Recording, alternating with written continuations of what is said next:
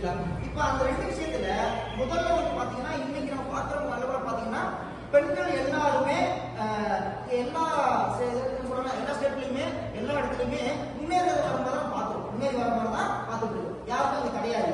சரி, அப்ப தடையா இருக்கிறது யாரா இருக்கு அப்படின்னா ஒரு நிகழ்வு மட்டும் நான் சொல்றேன்.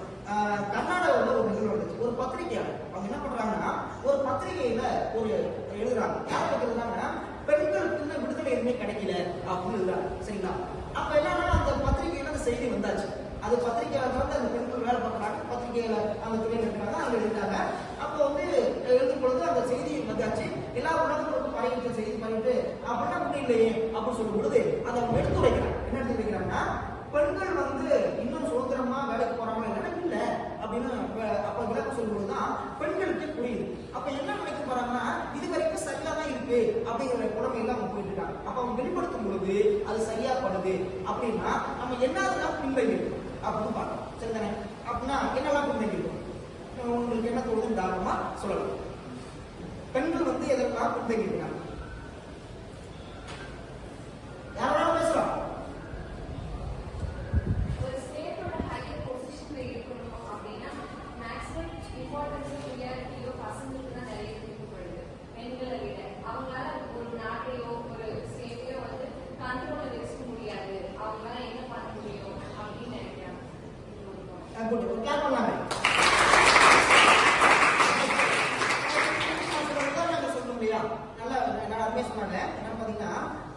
இப்ப நிறைய நம்ம தமிழ்நாட்டில் வந்து பாத்தீங்கன்னா நிறைய ஸ்டேட்ல பெண்களுக்கு தெரியுமே. இப்போ இந்தியாவில் நிறைய ஸ்டேட்ல வந்து நல்லா கம்பீரமா போல்டா ஆட்டக்கூடியவங்க பெண்கள் இருக்காங்க. தெரியும், பதிவுலாம் இருக்கு. நான் பேர்லாம் சொல்ல உங்களுக்கு தெரியும். இன்னொன்னா அடிச்சு பாருங்க, கூகுள் அடிச்சு பாருங்க, தாராளமா எனக்கு தெரிஞ்சுக்கணும். ஆனா அவங்க கூட வந்து பாத்தீங்கன்னா இன்னைக்கு வந்து பறந்துபட்டு இருக்கிறாங்க. சரி, இது வந்து நீங்க சொல்ற நீங்க வந்து அருமையா சொன்னீங்க. ஒரு பக்கம் இருக்கு. ஆனா ஒரு பக்கம் ஏன் அதுக்கான கீழே நம்ம போறோம் அப்படி விஷயத்தை நம்ம பார்க்கணுமா இல்லையா? இப்ப பெண்கள் வந்து பிளைட் ஓட்டுறாங்க அப்படின்னா ஓட்ட தெரியும், தாராளமா ஓட்ட தெரியும். ஆனா ஓட்ட தெரியாத ஒரு பொம்பளை கூட தானே அப்படின்னு மறிக்கிறது யாரு ஃபர்ஸ்ட்? வீட்டுல பேரண்ட்ஸ் மிஸ் யாரு? அப்பா அம்மா. சரிதானே? அம்மா அம்மாவா இல்லையா? ஏன் அவங்க மறிக்கணும்? அந்த பேரண்ட்ஸ் ஏன் மறைக்கிறாங்க? அம்மா நினைக்கிறாங்க ஐயோ பிள்ளைக்கு ஒன்றும் தெரியாது, வெளில போனா கஷ்டப்படுவா அப்படின்னு சொல்றதுனாலதான் அவங்களால வெளியில வர முடியும். சரியா? ஆனா அதே இடத்துல ஏமா நீ போ, தாராளமா ஒரு ஃபிளைட் என்ன வேற எல்லாத்தையும் ஓட்ட முடியும் அப்படின்னு சொல்லியிருந்தாங்க அப்படின்னா என்ன பண்ணிருப்போம்? நிறைய பண்ணிருப்போம். ஆமா தானே? அப்ப அந்த தடையா இருக்கிறது யாரு?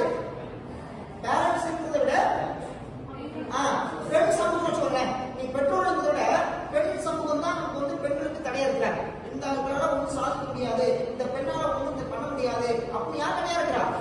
அந்த பெண்கள் தான் தடையா இருக்கிறாங்க. இதை உடைக்கணும் இல்லையா? ஃபர்ஸ்ட் இதை உடைச்சாதான் நம்ம என்ன பண்ண முடியும்? ரெண்டு பேரும் சமமா இருக்க முடியும். ஓகேவா? இதுக்கு என்ன காரணமா இருக்கு? இதுக்கு முக்கியமான ஒரு காரணம் இருக்கு. நீங்க சொல்லிட்டீங்கன்னா இந்த டாபிக் தேவை. ஒரு முக்கிய காரணம் இருக்கு. அதுக்கு என்ன அர்த்தம்? யாரும் சொல்லலாம். இப்ப பெண்கள் தான் பெண்களுக்கு தடையா இருக்காங்க. சரியா?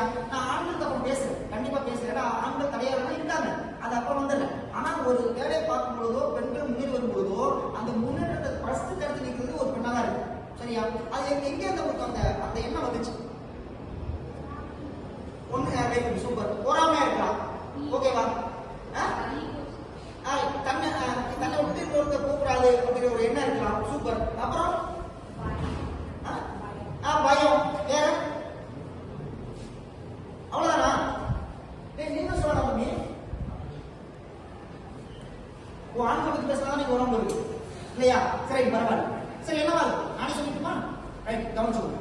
நம்முடைய பண்பாடு நாகரிகம் அப்படின்னு சொல்றோம் இல்லையா? அப்ப என்னன்னா பெண்கள் வீட்டிலே தான் இருக்கும். அதுதான் பாரதியார் என்ன சொன்னாரு? அடுப்பூது பெண்களுக்கு படிப்பு வேணும். சரிங்களா? முன்னாடி சொன்னாங்க அடுப்பூது பெண்களுக்கு படிப்பதற்கு கேட்டாங்க இல்லையா? அப்புறம் என்ன சொன்னாங்க? அடுப்பூது பெண்களுக்கு படிப்பு வேணும் அப்படின்னாங்க. இந்த உலகத்துல கல்வி ரொம்ப முக்கியம். கல்வி ஒன்று வந்துச்சு அப்படின்னா இந்த உலகமே நம்ம காலடியில, உலகமே நம்ம காலடியில இருந்தாங்க.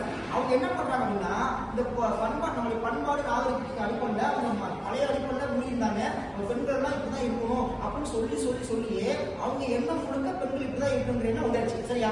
அப்ப அவங்க அந்த எண்ணம் வரும் பொழுது அடுத்த பெண் சமூகம் வரும் பொழுது அவங்க மேல போறதுக்கு விட மாட்டாங்க. அப்ப அந்த எண்ணத்தை உடச்சிட்டோம் அப்படின்னா எல்லா பெண்களும் சரியா? இந்த பெண்ணால இந்த பெண்ணை தூக்கி வீச முடியுமா? வீச முடியும், கண்டிப்பா வீச முடியும். ஓகே தானே? அதுல எந்த ஒரு மாற்றமும் இல்ல. ஓகேவா? அதே மாதிரி ஆணாலும் தூக்க முடியும், பெண்ணாலும் தூக்க முடியும்னா ரெண்டு பேரும் சமநிலைக்கு வந்துட்டோம்னா இந்த உலகம் சமப்பற்றும், இந்த உலகம் சமப்பற்றும். அப்ப அந்த ஆணுக்கு பெண் சமநிலை வந்துடும். அப்ப இந்த உலகத்துல மேலோங்கி இருக்கிறது யார் முடியும்? பெண்ணாதான் இருக்கும், பெண்ணாதான் இருப்பா. அப்ப இந்த கட்டமைப்பை உழைச்சாதான் நம்ம மேலோங்கி வர முடியும். சரி, இதோட வேறுபாடு இருக்கா? தாராளமா சொல்லலாம். இதான் பண்ணா இல்ல